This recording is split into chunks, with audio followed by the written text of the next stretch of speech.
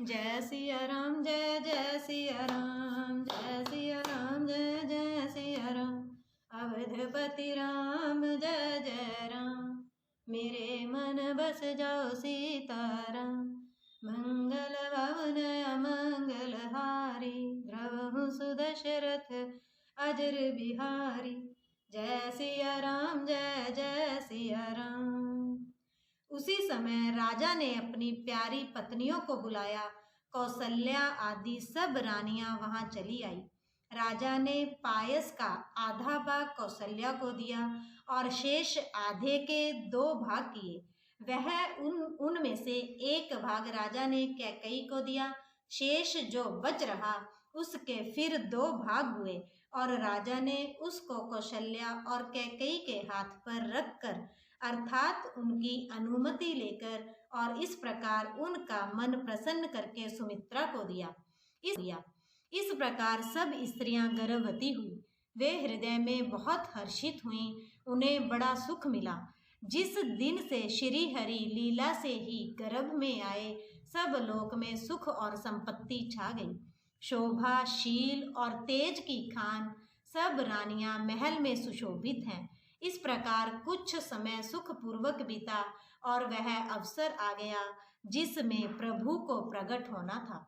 योग, लगन, ग्रह, वार तथा तिथि सब अनुकूल हो गए। जड़ और चेतन सब हर्ष से भर गए, क्योंकि श्री राम का जन्म सुख का मूल है। पवित्र चैत्र का महीना था। नवमी तिथि थी। शुक्ल पक्ष और भगवान का प्रिय अभिजित मुहूर्त था। दोपहर का समय था। ना बहुत सर्दी, ना धूप थी, ना गर्मी थी। वह पवित्र समय सब लोगों को शांति देने वाला था। शीतल, मंद और सुगंधित पवन बह रहा था। देवता हर्षित थे और संतों के मन में बड़ा चाव था। वन फूले हुए थे। पर्वतों के समूह मणियों से जगमगा रहे थे और सारी नदियां अमृत की धारा बहा रही थी। जब ब्रह्मा जी ने वह भगवान के प्रकट होने का अवसर जाना, तब उनके समेत सारे देवता विमान सजा सजा कर चले। निर्मल आकाश देवताओं के समूहों से भर गया। गंधर्वों के दल गुणों का गान करने लगे। सारी गंधर्व अंजलियों में सजा सजा कर पुष्प बरसाने लगे। आकाश में गमागम नगाड़े बजने लगे। नाग, मुनि और देवता स्तुति करने लगे और बहुत प्रकार से अपनी अपनी उपहार भेंट करने लगे।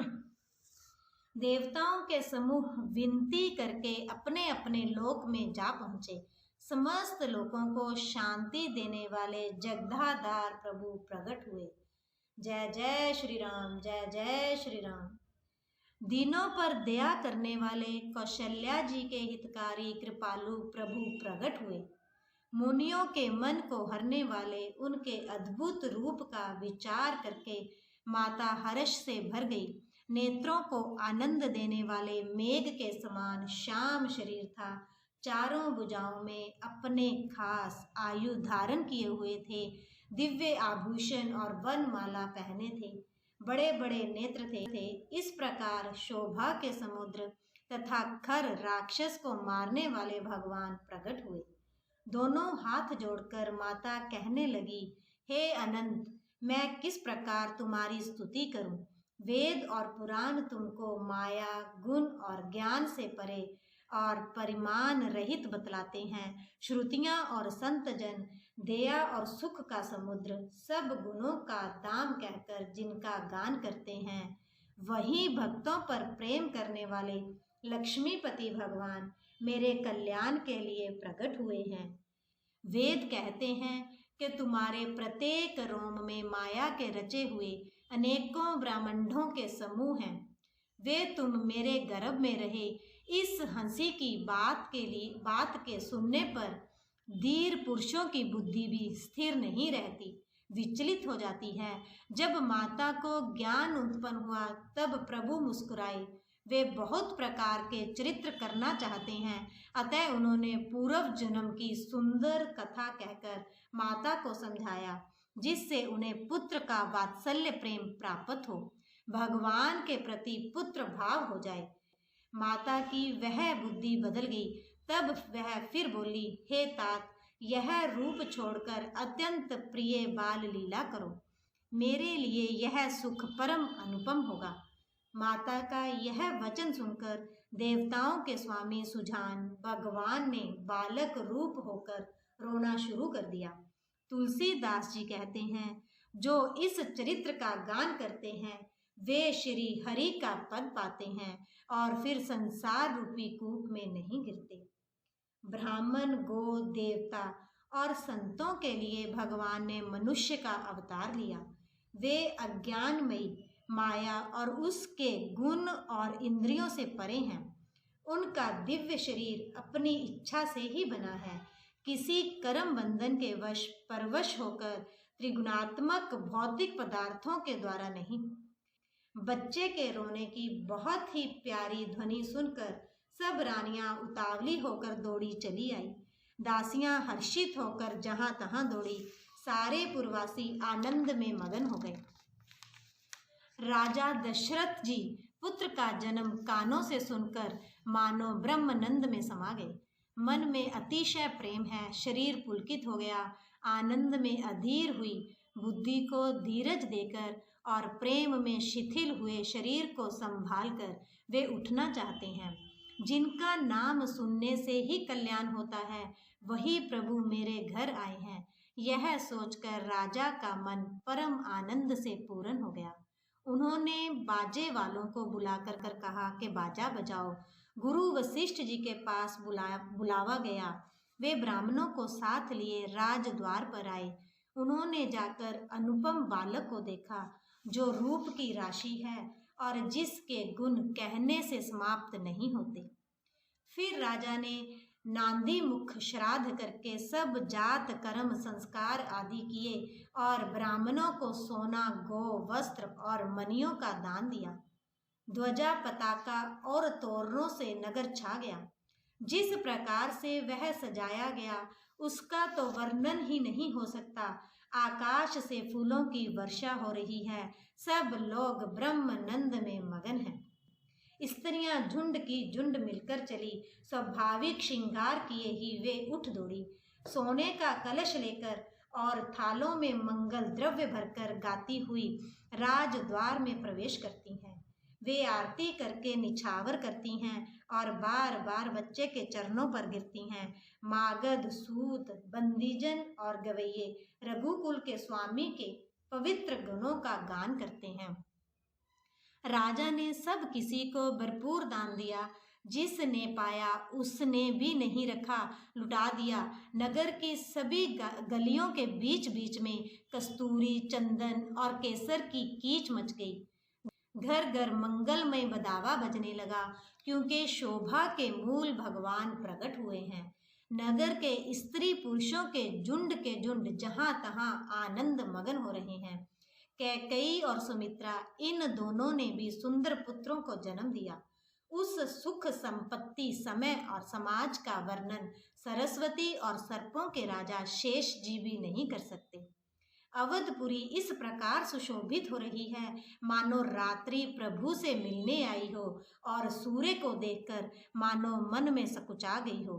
परंतु फिर भी मन में विचार कर वह मानो संध्या बनकर रह गई हो। अगर की धूप का बहुत सा धुआं मानो संध्या का अंधकार है और जो अबीर उड़ रहा है वह उसकी ललाई है। महलों में जो मणियों के समूह हैं वे मानो तारागण हैं। राजमहल का जो कलश है वही मानो श्रेष्ठ चंद्रमा है। राजभवन में जो अति कोमल वाणी से वेद ध्वनि हो रही है वही मानो समय से समय अनुकूल सनी हुई पक्षियों की चहचहाहट है। यह कौतुक देखकर सूर्य भी अपनी चाल भूल गए। 1 महीना उन्होंने जाता हुआ नाम जाना, अर्थात उन्हें 1 महीना वहीं बीत गया। महीने भर का दिन हो गया। इस रहस्य को कोई नहीं जानता। सूर्य अपने रथ सहित वहीं रुक गए। फिर रात किस तरह होती, यह रहस्य किसी ने नहीं जाना। सूर्य देव भगवान श्री राम जी का गुणगान करते हुए चले। यह महोत्सव देखकर देवता, मुनि और नाग अपने भाग्य की सराहना करते हुए अपने अपने घर चले। हे पार्वती, तुम्हारी बुद्धि श्री राम जी के चरणों में बहुत दृढ़ है, इसीलिए मैं और भी अपनी एक और की बात कहता हूँ। सुनो, कागभसुंडी और मैं दोनों वहाँ साथ साथ थे, परंतु मनुष्य रूप में होने के कारण हमें कोई जान न सका। परम आनंद और प्रेम के सुख में फूले हुए हम दोनों मगन मन से मस्त हुए गलियों में तन मन की सुधि भूले हुए फिरते थे। परंतु यह शुभ चरित्र वही जान सकता है जिस पर श्री राम जी की कृपा हो। उस अवसर पर जो जिस प्रकार आया और जिसके मन को जो अच्छा लगा, राजा ने उसे वही दिया। हाथी, रथ, घोड़े, सोना, गोएं, हीरे और भांति भांति के वस्त्र राजा ने दिए। राजा ने सब के मन को संतुष्ट किया। इसी से सब लोग जहां तहां आशीर्वाद दे रहे थे कि तुलसीदास जी के स्वामी सब पुत्र चारों राजकुमार चिरंजीवी दीर्घायु हों। इस प्रकार कुछ दिन बीत गए। दिन और रात जाते हुए जान नहीं पड़ते। तब नामकरण संस्कार का समय जानकर राजा ने ज्ञानी मुनि श्री वशिष्ठ जी को बुला भेजा। मुनि की पूजा करके राजा ने कहा, हे मुनि, आपने मन में जो विचार रखे हैं वे नाम रखिए। मुनि ने कहा, हे राजन, इनके अनेक अनुपम नाम हैं, फिर भी मैं अपनी बुद्धि के अनुसार कहूँगा। ये जो आनंद के समुद्र और सुख की राशि हैं, जिस आनंद सिंधु के कारण एक कण से तीनों लोग सुखी होते हैं, उन आपके सबसे बड़े पुत्र का नाम राम है, जो सुख का भवन और संपूर्ण लोकों को शांति देने वाला है।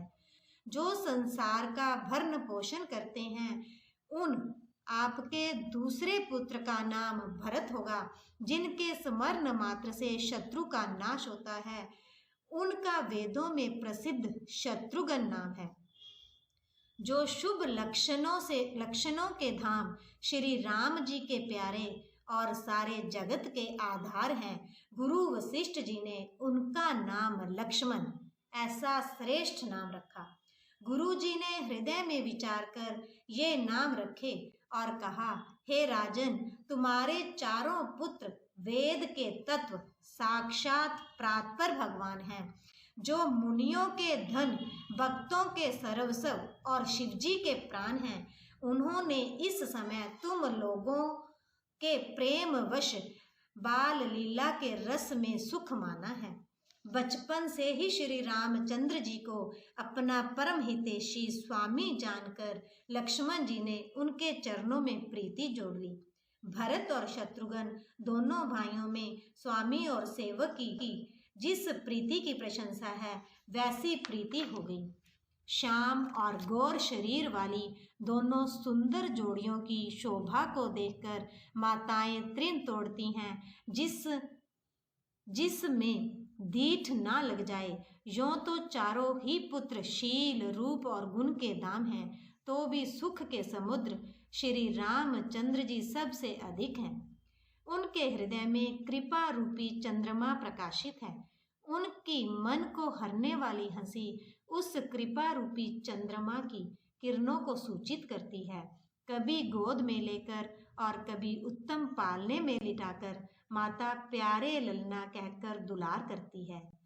जो सर्वव्यापक, निरंजन, माया रहित, निर्गुण, विनोद रहित और अजन्मा ब्रह्म है, वही प्रेम और भक्ति के वश कौशल्या जी की गोद में खेल रहे हैं। मेरे प्रभु राम जय जय राम, मेरे मन बस जाओ सीताराम। मंगल भवन अमंगल हारी, द्रवहु सुदशरथ अजर बिहारी।